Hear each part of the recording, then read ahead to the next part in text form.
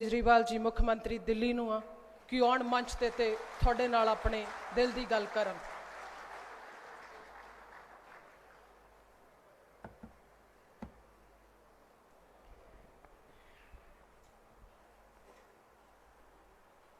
आज यहाँ पे आए हुए सभी किसान भाइयों बहनों को मेरा नमस्कार, सत श्री अकाल, वाहेगुरु जी का खालसा, वाहेगुरु जी की फतेह। आज सुबह जब मैं पंजाब पहुंचा तो बड़े दुख की खबर सुनने को मिली कि 3 महिलाएं सिंघू बॉर्डर पे, टिकरी बॉर्डर पे जो संघर्ष कर रही थी किसानों के साथ, एक ट्रक ने उन तीनों को कुचल दिया और उन तीनों की मौके के ऊपर उन तीनों की मौत हो गई। सबसे पहले मैं उन तीनों को श्रद्धांजलि अर्पित करता हूं। भगवान से प्रार्थना करता हूं कि उन तीनों की आत्मा को अपने चरणों में स्थान दे और उनके जो परिवार वाले हैं उनको इतना बड़ा दुख सहने की शक्ति दे। जो दोषी लोग हैं, जो ट्रक ड्राइवर है या जो भी लोग हैं, उनको तुरंत सरकार गिरफ्तार करके कड़ी से कड़ी सजा दे।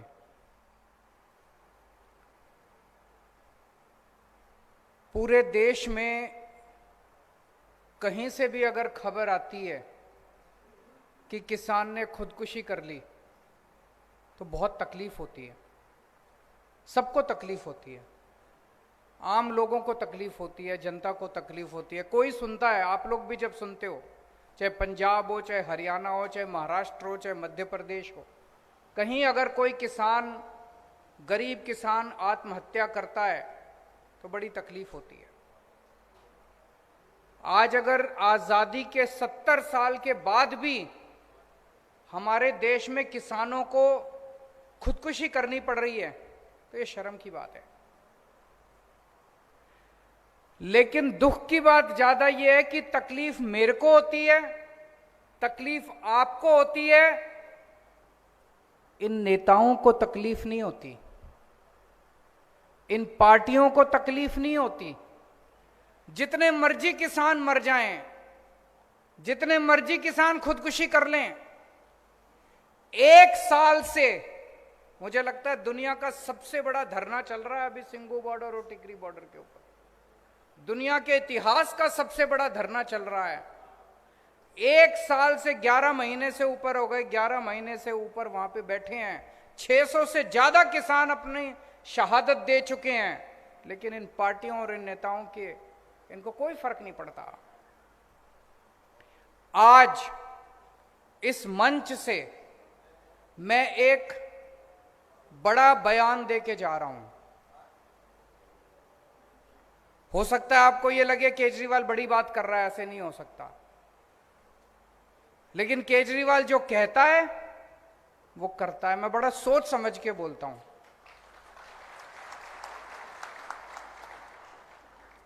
मैं पूरी जिम्मेदारी के साथ आम आदमी पार्टी की तरफ से आपको यह विश्वास दिलाता हूं, फरवरी के महीने में चुनाव है, मार्च के महीने में नतीजे आ जाएंगे। 1 अप्रैल के बाद से पंजाब के अंदर किसी किसान को खुदकुशी नहीं करने देंगे हम लोग। हमारी जिम्मेदारी है, उसके लिए जो करना पड़ेगा हम करेंगे। लेकिन बहुत हो गया, अब 70 साल हो गए। 70 साल के अंदर अगर हम ये, इसका मतलब इनकी नीयत खराब थी।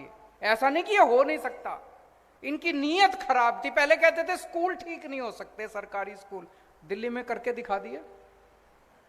पहले कहते थे सरकारी अस्पताल ठीक नहीं हो सकते थे, दिल्ली में करके दिखा दिया।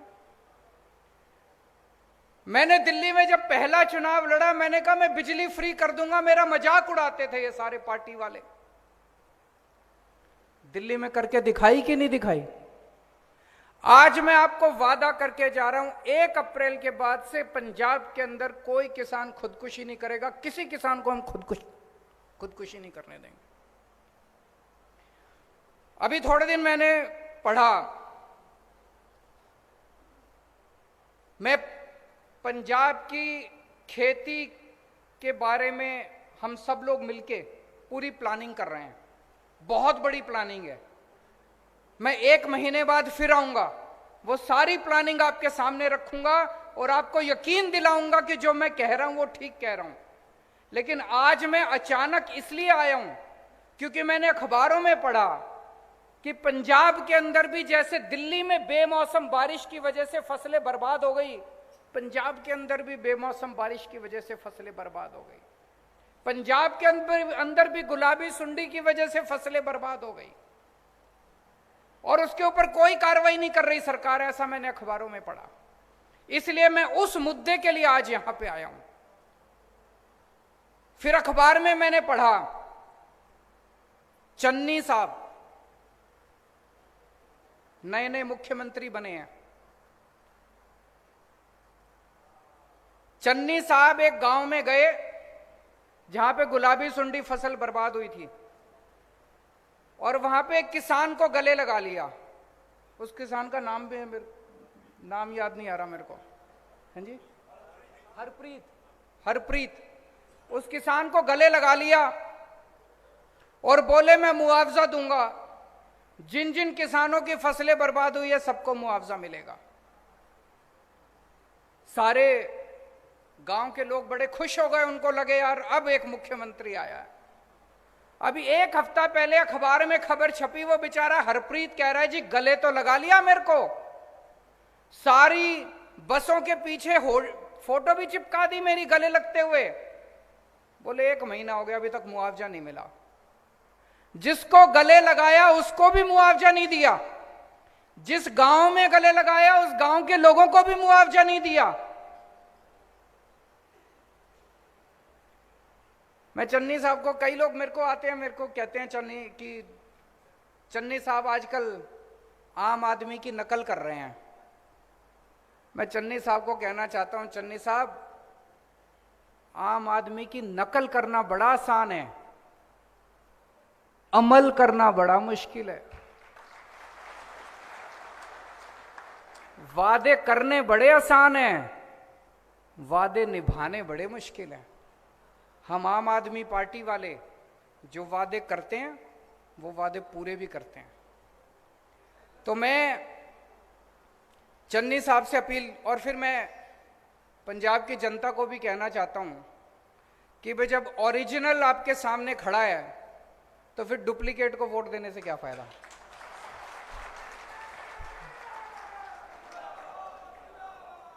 जब ओरिजिनल आपके सामने खड़े हैं तो फिर नकलची को वोट देने से क्या फायदा, डुप्लीकेट को वोट देने से क्या फायदा। ओरिजिनल को ही लो ना, ओरिजिनल माल लो मार्केट से, वोट दोगे तो ओरिजिनल माल मिल जाएगा।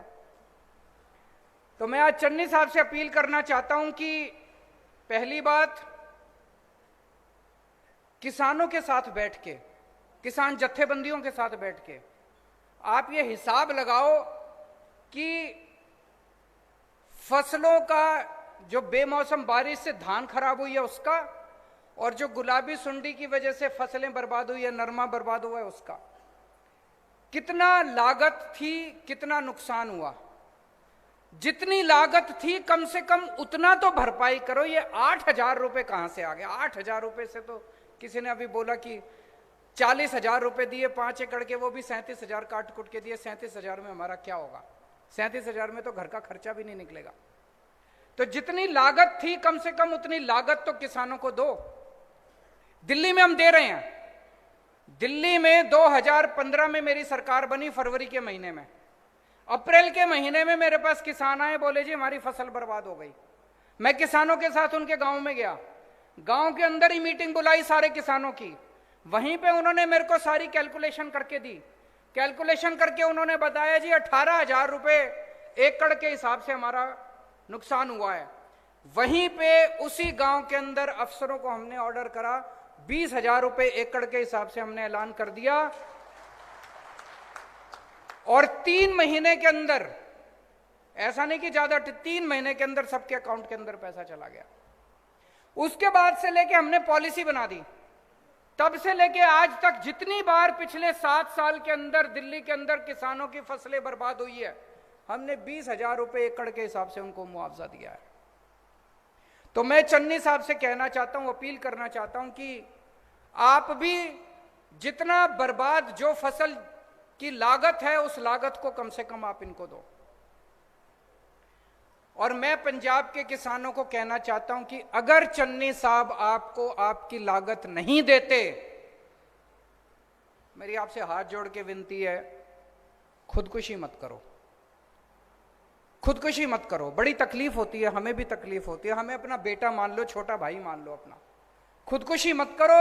मैं समझता हूं, मेरे को किसान बताते हैं, अगर हम फसल ना लगाएं, बोले तब भी चल जाता है, लेकिन अगर पैसा खर्च करके, खाद खरीद के, बीज खरीद के अगर हम फसल लगाएं, पैसा उठा के फसल लगाएं और फसल बर्बाद हो जाए, बोला फिर तो हम कहीं के नहीं बचते, हमको पैसा वापस करना पड़ता है, पैसा वापस करने को होता नहीं है, तो हम कहीं के नहीं बचते, इसलिए आत्महत्या करने को मजबूर हो जाता है किसान। मैं आप सबसे अपील करना चाहता हूं, सारे पंजाब के किसानों से अपील करना चाहता हूं, आत्महत्या मत करना। मार्च में सरकार बनेगी, अगर चन्नी साहब ने पूरा मुआवजा नहीं दिया, 30 अप्रैल तारीख नोट कर लो, 30 अप्रैल तक आपके अकाउंट के अंदर आपका पूरा मुआवजा चला जाएगा।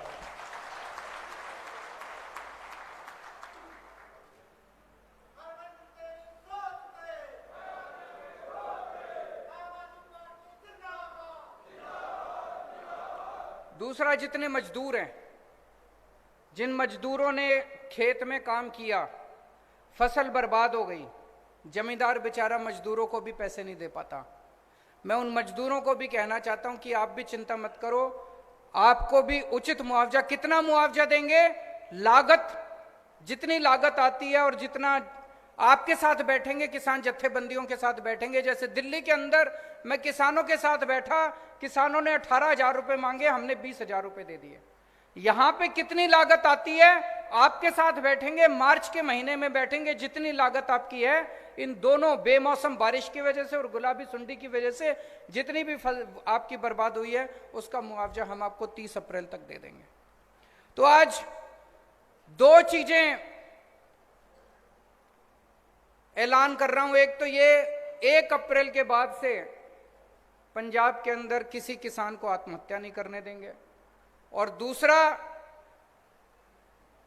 जितना आपकी लागत आती है, अगर कभी भी भविष्य के अंदर फसल बर्बाद होती है, आम आदमी पार्टी की सरकार बनने के बाद अगर कभी भी फसल बर्बाद होती है, जो लागत है उस लागत के हिसाब से आपको उचित मुआवजा दिया जाएगा।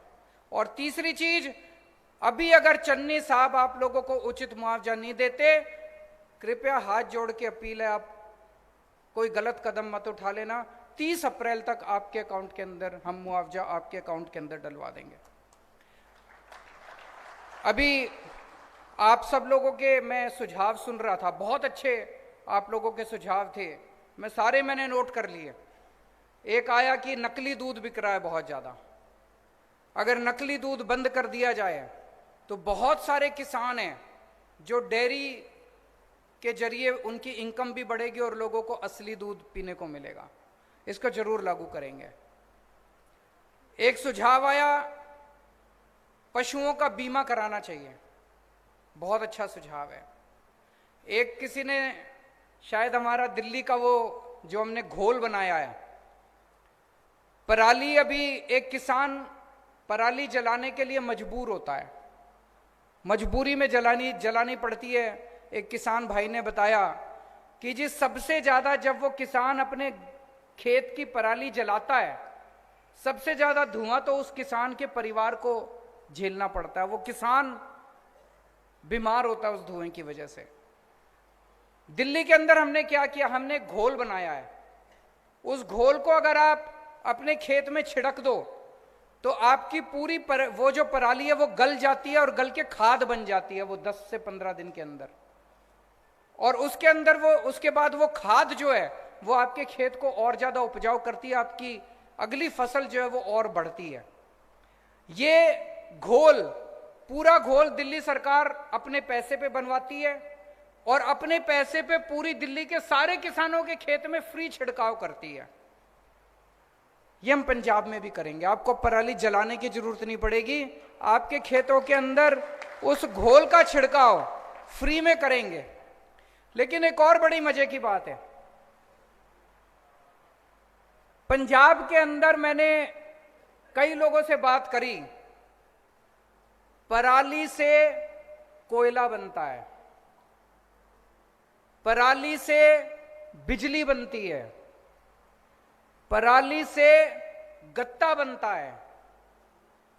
और ये पंजाब के अंदर मैंने 6-7 ऐसी फैक्ट्रियां देखी हैं। उन सारे फैक्ट्री वालों को मैंने दिल्ली बुला के उनसे बात की। आप सोच के देखो, अगर पूरे पंजाब के अंदर हम इतनी सारी फैक्ट्रियां लगा दें जो पराली को इस्तेमाल करके कोयला बनाने लगे, बिजली बनाने लगे, एक तो किसान को 1000 रुपए एकड़ के हिसाब से पराली के पैसे मिलने लगेंगे, जलाने की जरूरत नहीं पड़ेगी। और वो फैक्ट्री वाला खुद आपकी पराली काट के ले जाएगा, आपका कोई पैसा नहीं लगेगा, आपको 1000 रुपए एकड़ मिलेगा। और पूरे पंजाब के अंदर इतनी फैक्ट्रियां लग सकती हैं कि इतने बच्चों को रोजगार मिलेगा। अभी एक किसी ने बोला एग्रो प्रोसेसिंग इंडस्ट्री लगाने के लिए, बहुत अच्छा सुझाव है। तो ये जैसे पराली है, इसी तरह से न जाने कितनी एग्रो प्रोसेसिंग इंडस्ट्री लगा सकते हैं। और उसमें अपने को अंबानी अडानी को नहीं लाना, किसानों के ग्रुप मिलके, किसानों के बच्चों के ग्रुप मिलके। अब आपको कनाडा भेजने की जरूरत नहीं है अपने बच्चों को, यहीं पे आपके गांव के अंदर इंडस्ट्री लगाएंगे, आपके शहर के अंदर इंडस्ट्री लगाएंगे। इतनी इंडस्ट्री लग सकते हैं, इतना विकास हो सकता है। एक किसी ने बड़ा अच्छा सुझाव दिया डीएपी की फैक्ट्री लगाने का। बिल्कुल सही बोल रहे हैं कि हमारे किसान, गरीब किसान उन्हीं की फैक्ट्री में जाके काम करते हैं और वहीं का डीएपी जो है हमारे पंजाब के अंदर इस्तेमाल हो। हम क्यों नहीं लगा सकते डीएपी की फैक्ट्री? लगानी चाहिए। बहुत अच्छे अच्छे सुझाव आए हैं, इन सारे सुझावों को मैंने नोट किया है। और अंत में वो अमनप्रीत ने जो बोला था, वो कहाँ है वो लड़का अमनप्रीत? बच्चे, मैं आपको भरोसा दिलाना चाहता हूं, हम मिलके करेंगे। जैसे दिल्ली के अंदर हमने स्कूल बदल दिए, सरकारी स्कूलों के इस साल नतीजे, सरकारी स्कूलों के बच्चों के 99.8% नतीजे आए, 99.8% नतीजे। सोच सकते हो, सरकारी स्कूलों के बच्चों के नतीजे 99.8% आए हैं। अगर हम दिल्ली के सरकारी स्कूल बदल सकते हैं, दिल्ली के सरकारी अस्पताल बदल सकते हैं, दिल्ली की बिजली, पानी, सड़कें बदल सकते हैं, तो पंजाब की खेती भी बदल सकते हैं, मिलके बदल सकते हैं। तो मैं आपको यकीन दिलाना चाहता हूं, पंजाब के अंदर जब मौका मिलेगा, खेती को इज्जत का धंधा बनाएंगे, खेती को मुनाफे का धंधा बनाएंगे। और जो अभी भगवंत भाई ने बोला कि सबसे ऊपर पहले नंबर पे खेती होगी, दूसरे नंबर पे व्यापार होगा और तीसरे नंबर पे नौकरी होगी, इसको वैसे ही करेंगे। इसकी मैं पूरी, जैसा मैंने कहा, बहुत बड़ी प्लानिंग कर रहे हैं हम लोग। 1-1.5 महीने के बाद मैं दोबारा आपके बीच में आऊँगा, सारी पूरी प्लानिंग करके। आज केवल इस चीज़ के लिए आया था क्योंकि दिल में बड़ी तकलीफ हो रही थी कि किसान आत्महत्या कर रहे हैं। आज आपको ये कहने के लिए आया था, आत्महत्या मत कीजिए, इंतजार कीजिए, 6 महीने के बाद आम आदमी पार्टी की सरकार आ रही है, मिलके पंजाब को बदलेंगे।